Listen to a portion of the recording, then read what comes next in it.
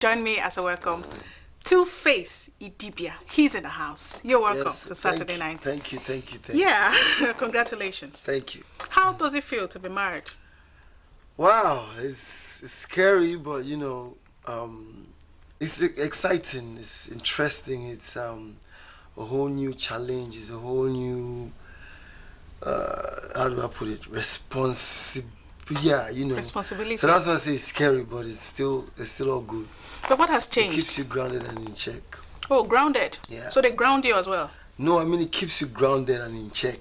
No, it's just a joke. I said they ground you as well. She can ground you now and say, come, TUFACE, you're not going anywhere today. You're staying at home. Definitely. Oh, great. That's good. Definitely. Yeah, so what has, apart from that, what has changed? I mean, being married, what has changed? Nothing. Are you sure? Except that I eat better now. I rest better now. There's this peace of mind that has come over me all of a sudden. So. And it took you this long to enjoy this. Why did it take this long to enjoy this? As I say, dog we want lost. They hear own a whistle again. So I'm lucky that I hear my own whistle before I lost. Find out. Oh, you can't be lost. We'll find you. We'll tie a chain to your leg and bring you back. So, for you, when did it all start? When did it all start, the music thing? For me, music had already been something that I noticed that, I was interested in right from very, very young age. How young? Like, I was like around 8, 9, 7. I mean, as far as I became conscious of myself, I became conscious of the fact that I love music. And you become really conscious of yourself from 5, 6, 7 years old, Yeah. Were your parents, were they instrumental to your music career in any way? Did they encourage you at that time when you knew you could sing? I think they liked music, so they had a lot of records in the house. And then they listened to music, play music in the house. So, for them, and then when I sing, when I do something, they'll be like, wow, this is my picking, can sing, And it was just like that, but, it was still finish school first, go to school before you. And speaking of school, what's your background, educational background? I don't go to school, not the problem with that. Are you serious? I don't go to school. You went to primary school, I guess? Yeah, I did.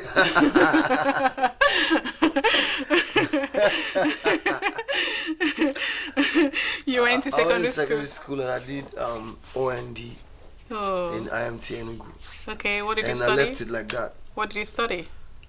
Business administration. So at least you have an inkling as to how to manage your business today. Business administration and management. Okay. But I just did OND and I left it like that. Yeah, because there was too much distractions. I'm still planning to go back, but I never know yet when. You don't know yet. Till when you are in, maybe when you become a grandfather or something. Maybe. Okay. Maybe. So, speaking of your music career now, when did it actually take off? Professionally, it took off in 1997. When you say professionally, I'm sure there are other things you did. That's when I decided to say, look, it is music and nothing else that I'm going to face right now. It was Plantation Boiz that actually brought it to limelight. Yes. So Plantation Boiz was the first. So Plantation Boiz started in 1997. Okay.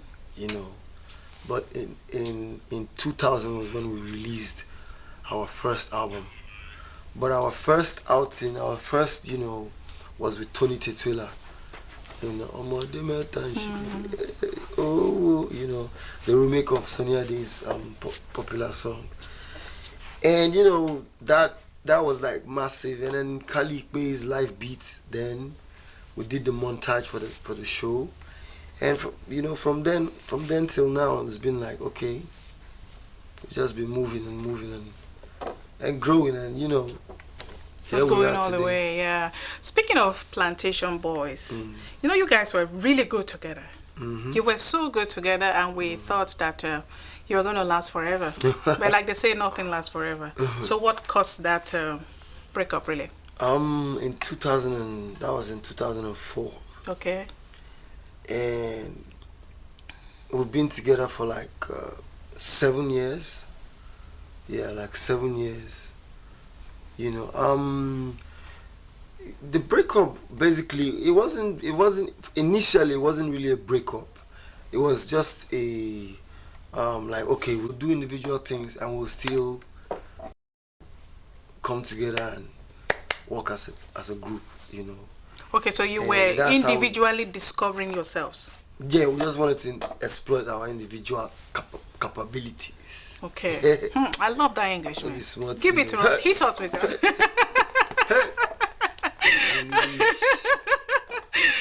Okay. You know, we're trying to soar the waters on personal terminologies, you know. Oh my God, oh my God, oh my God. You're hitting us, you're making us. In fact, I have to go to the dictionary to look at that one now.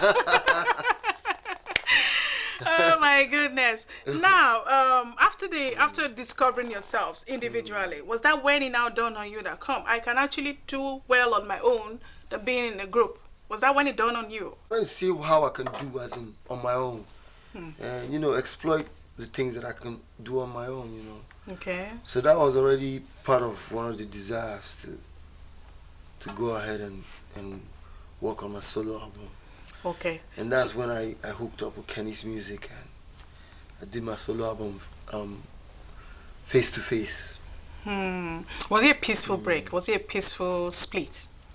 It wasn't all that peaceful, but we didn't let any we just let maturity take over the day, and you know. Okay. So what's your relationship with them now? How do you relate with them now? Because like you said, me and Face, it's supper last night. We just gist, they talk different. Seriously? Yeah. So that's good. So you've gotten over. Yeah.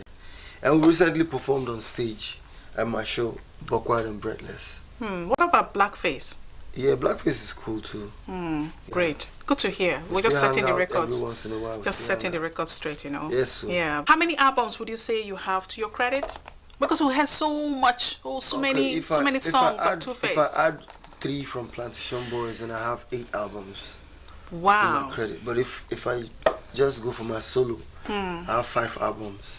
5 albums to your credit? Yeah, Face to Face, Grass to Grace, Unstoppable International Edition, and the new one that just came out now, Away and Beyond. You are not just a Nigerian brand anymore. We thank the Lord. Yes. So can you enlighten us on the number of international acclaims? Okay. To your name, to your firm.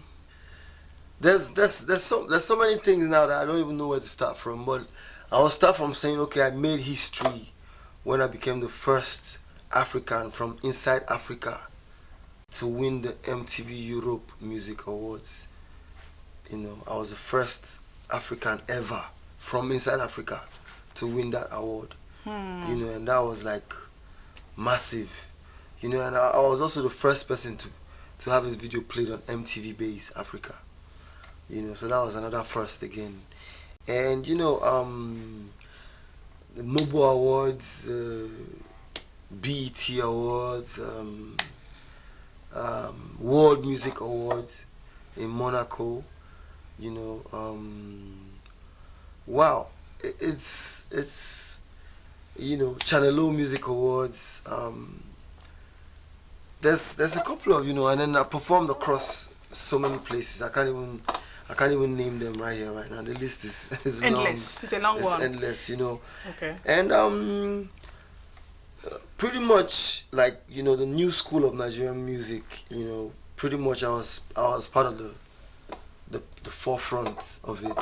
And like, but as you see today, man, the doors is wide open, and there's a whole lot of guys doing things now, featuring international artists. You have P Square with Akon, you have D'banj, Kanye West, and Snoop Dogg. You have, you know, you have so many artists now doing big things, you know, and it's a wonderful feeling, and I'm happy to be part of the pioneers of that movement. Interesting. You know, there was one time with this controversy about you performing with R. Kelly, and then all of a sudden we heard that, oh, it's not true, he's just making it up and all. Can you clear the air about that? Yeah, I mean, I cleared the air then, and it was just a simple answer, like, you know what? I'm not that stupid, and I'm not that desperate for fame and for songs. I have songs, you know, and so I'm not that desperate for me to jeopardize my whole career and go and do something illegal that, you know, would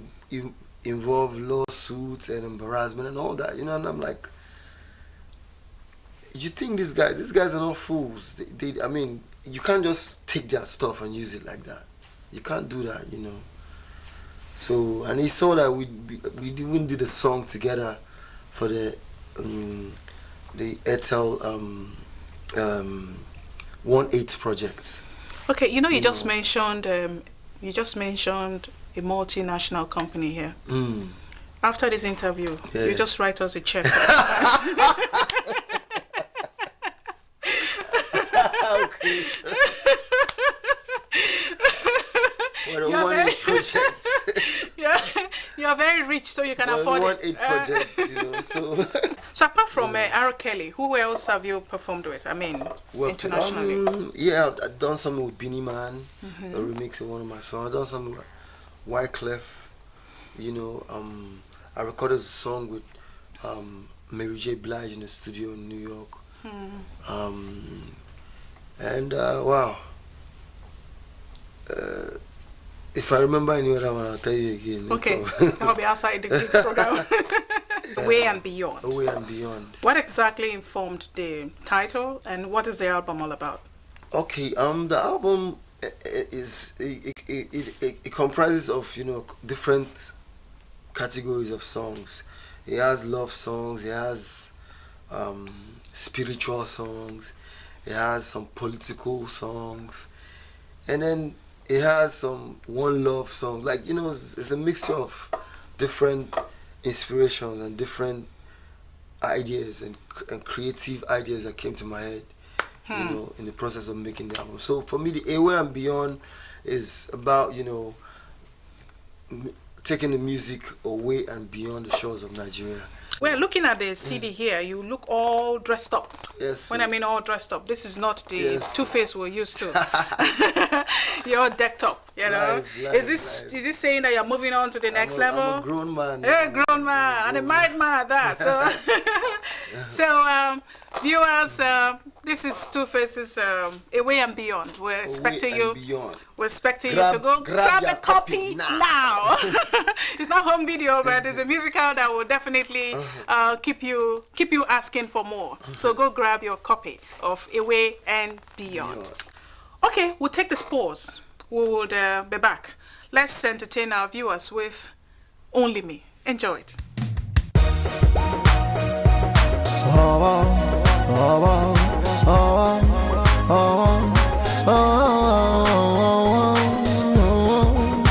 Jay Slicky, Ujah. If those say not just me, I'll be living like I don't care. Leave my life until nobody there. If not just me, I'll be doing anyhow, because nobody go there to challenge me. Nobody supernatural. Life versus spirit of the carnival. The personality, no matter at all. Individuality cannot make us stall. I sing for all y'all. Don't let anybody push you to the wall. Na community, na him make us all. Secret society, na him break us all. I don't want to be talking like a preacher at all. Don't want to do like say I sabi pass all. I know say no be everybody sabi play ball. Otherwise no compatriot if Nigeria call. So make you just do your thing, make I do my thing. Live and let living instead of to be feeling like a king on top of nothing. Stop the bragging on top of the posing, because you know say all the vanity vanishing. My lord, way on my way on you call my lord. My lord, way no people where to make this money. Alright, welcome back. That was Only Me by Two-Face. And now to where we paused. You say you have 5 albums to your credit. Which one would you say was the most challenging, and which one is the closest to your heart? Yeah. I think the most challenging was the Unstoppable International Edition. What made it challenging? before that time, there was so many, so many people were distracted from my music into things that were happening in my personal life. So that distraction caused a lot of, tension as well. Like, okay, are they going to feel my music now? Are they going to appreciate my music, or are they going to just forget about my music and just condemn me on my personal life, So it was like that, then, but I'm like, look, I'm gonna do good music, and as far as I didn't commit any crime, I didn't hurt nobody, I didn't steal from nobody, I didn't do nothing like that. I'm gonna live my life, and I'm going to do good music, and that's just what I decided to do. Speaking of the general public opinion of you, how do you deal with the press? How do you deal with all these things, the buzz that is always around you? How do you deal with it? There's one thing that I strongly believe in, and I believe that every man has a covenant with only his God and only his God, and his conscience should be his judge. So I just like to be like, look, fine, whatever anybody wants to say, me, I'm just gonna stand up to my responsibility. I'm gonna do what I'm supposed to do, and I'm gonna face my life, and I'm gonna continue doing my music, and I'm gonna face my responsibility, and that's it. Being a father of 6, how does it make you feel? How is it like? I mean, how is it like? It's not easy, but at the same time, there's this joy, Since there are 6 of them from different parents, different mothers, how do you cope? Because being a father is not just providing for them, it's also being there for them. And with your career and all of that, how do you manage? How do you manage it? To be honest with you, it's not easy at all. It's not easy. But, I just thank God that I have these understanding ladies, and somehow they understand the nature of my work. And somehow they try to keep the kids together. They try to, at least, they try to maintain that balance, and, that's why I appreciate them a lot. I make time out, at least to get to hang with them and see them and play with them and, ask them how was school last week, which teacher do you like the most, who's your friend in school. Do you take time out to do their homework with them as well? If I'm around them done that? At that time, yeah. You've done it? Yeah. A couple of times. Yeah, that's good. So please, a couple of times, you get some of the homework where I don't even sabi. Can you imagine? And then you tell me, say, no, Daddy, it's not like that, it's like this.